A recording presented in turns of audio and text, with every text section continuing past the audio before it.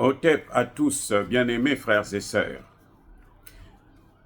Vous vous êtes posé la question de savoir pourquoi Emmanuel Macron insiste à faire la guerre contre la Russie.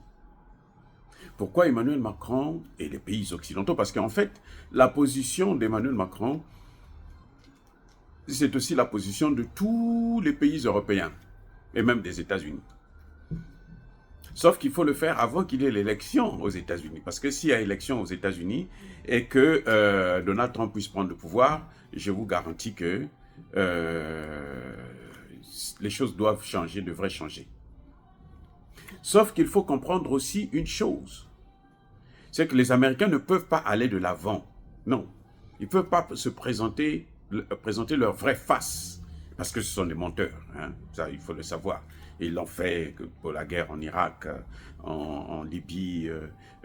On l'a vu hier avec le Niger, comment ils se sont comportés comme des véritables voyous. Donc, Biden ne peut pas prendre le risque de s'engager directement dans une confrontation contre la Russie. Mais Biden fait tout pour que les autres puissent le faire, et s'il gagne, lui, il sera réélu. S'il gagne la Russie, là, lui, il sera réélu. Mais s'il perd, ben, il ne va pas être élu, ou bien ça va être difficile pour lui parce que, ben, écoutez, il était pour la guerre. Donc, il y a un petit jeu. Maintenant, quel est le problème de la France? Emmanuel Macron dit, si la Russie gagne, la crédibilité de l'Europe est réduite à zéro. La crédibilité de l'Europe est réduite à zéro. Si la Russie gagne, la vie des Français changerait. C'est capital. Hein? Là, Emmanuel Macron est sorti de ses réserves. Là, il nous a tout dit exactement ce qui se passe.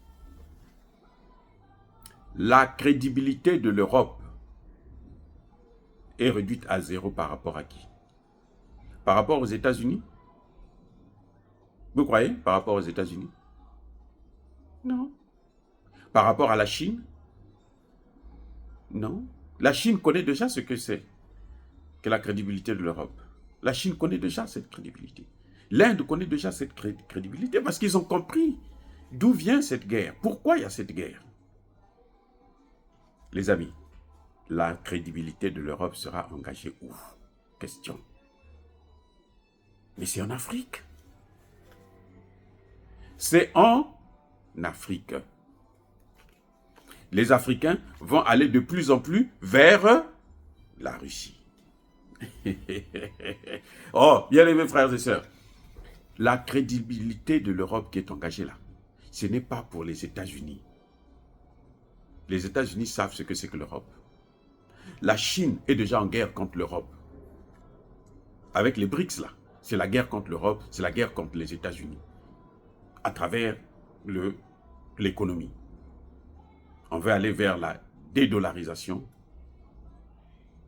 Et s'il y a la dédollarisation, l'euro va sauter aussi. Voilà ce qui est en train de se passer. Le CFA va disparaître. Si la Russie gagne la guerre, la crédibilité de l'Europe, elle est réduite à zéro. Personne ne va encore dire, bon, on va voir avec les Européens, on va demander l'avis des Européens. Non, on va demander l'avis de la Russie, on va demander l'avis de la Chine, on va demander l'avis de l'Inde, on va demander l'avis de l'Afrique du Sud, on va demander l'avis des BRICS.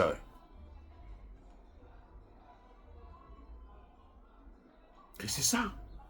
La crédibilité dont il parle là, c'est quel sera le regard de l'Afrique pour nous, Européens.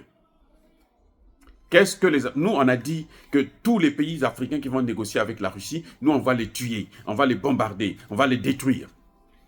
On va les punir. Au nom de quoi? Moi, je ne sais pas où. Ce n'est pas le droit international.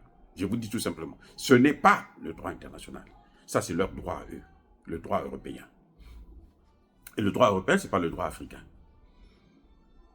Parce qu'il y a quand même le principe au niveau du droit international qui dit non-ingérence dans les affaires intérieures d'un État souverain.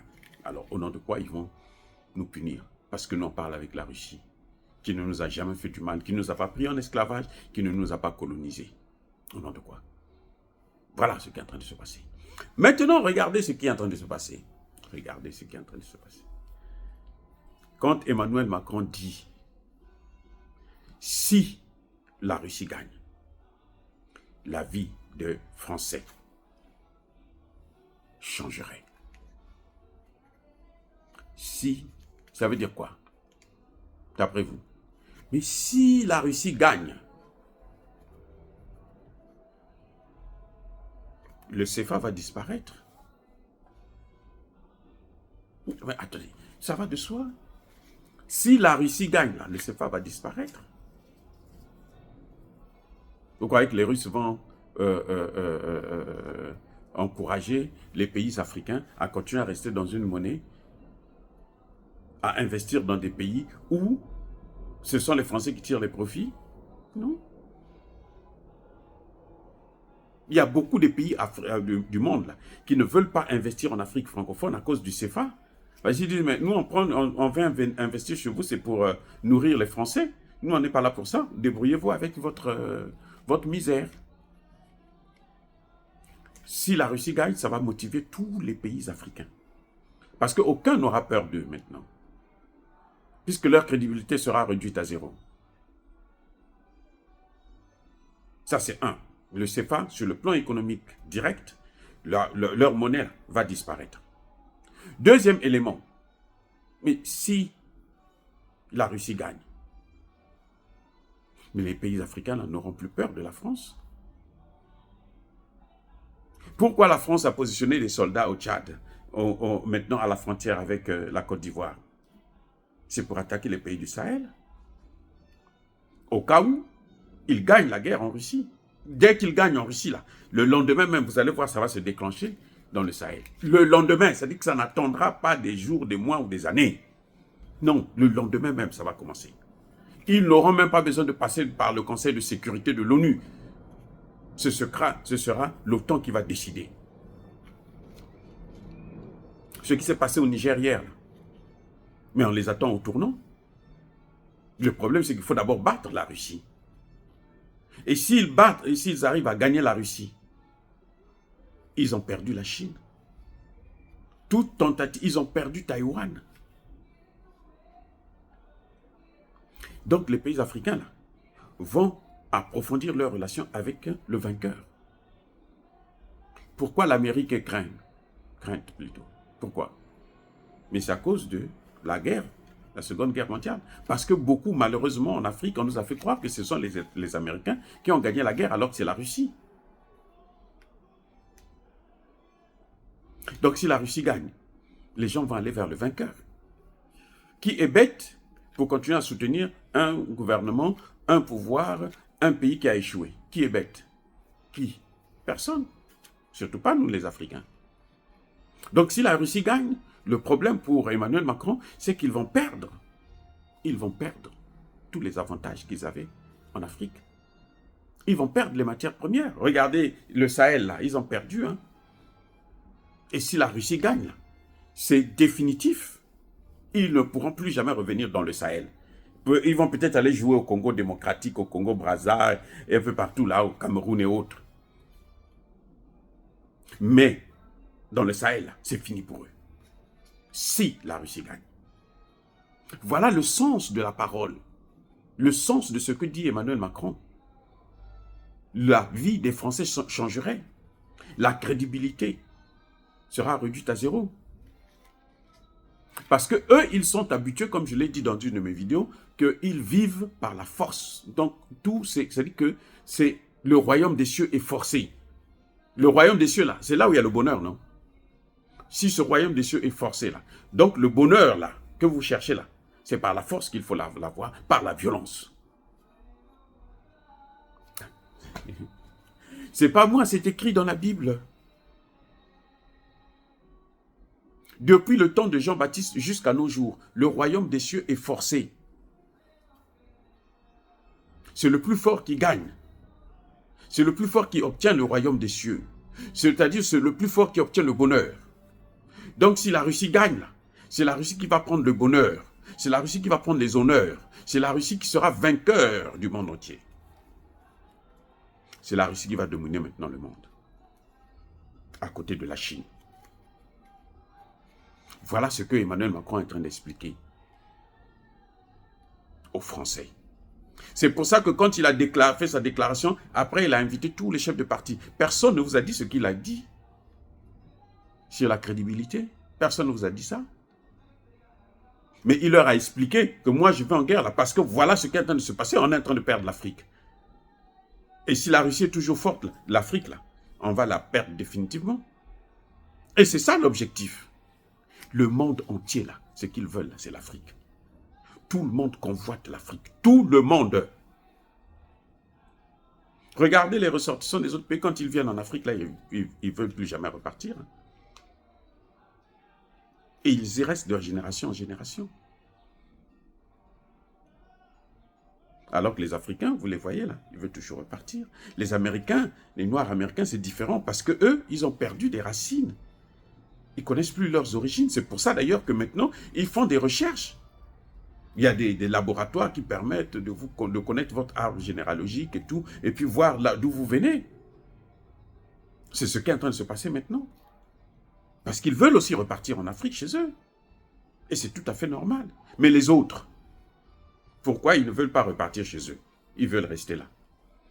Il y en a qui, en Afrique du Sud, là, ils veulent maintenant diviser l'Afrique du Sud, faire un État des Blancs et puis Afrique du Sud des Noirs. Donc, il faut bien comprendre ce qui est en train de se passer aujourd'hui. C'est ça qui fait hésiter des gens comme les Félix Tshisekedi.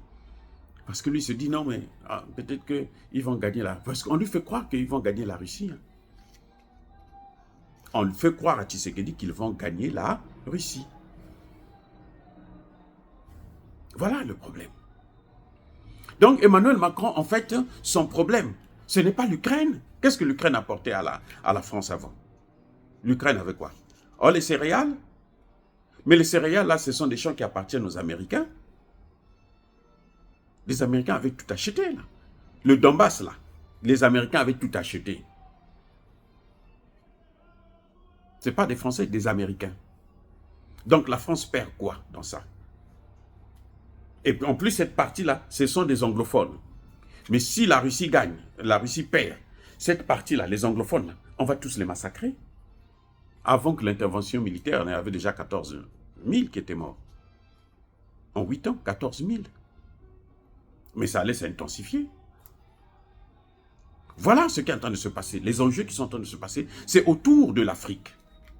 La situation du monde actuellement, là, la troisième guerre mondiale, c'est autour de l'Afrique. C'est parce qu'ils veulent l'Afrique. Ils veulent tous l'Afrique. La troisième guerre mondiale, c'est ça qui va entraîner l'Afrique. C'est l'Afrique qui sera à l'objectif à atteindre. Houphouët-Boigny l'avait dit. Celui qui aura l'Afrique, gouvernera l'Afrique, gouvernera le monde. Et la France, qui a gouverné 14 pays, était un pays influent en Afrique. Depuis qu'elle a perdu le Sahel, elle est en train de perdre l'Afrique définitivement. Elle est en train de perdre l'Afrique définitivement. Mais il faudrait que nous, les Africains, nous puissions savoir que si la Russie gagne, nous aurons la paix en Afrique. Dire cela, c'est inciter à la haine ou à la violence?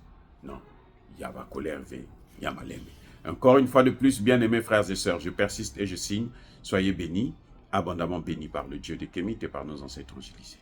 Mais que tous ceux qui persécutent le continent africain le pillent et le déstabilisent, qu'ils soient noirs, blancs, chinois, arabes, juifs, indiens, qui qu'ils soient punis, maudits, foudroyés, neutralisés, écrasés, effacés par le Dieu des Kémites et par nos ancêtres angélisés.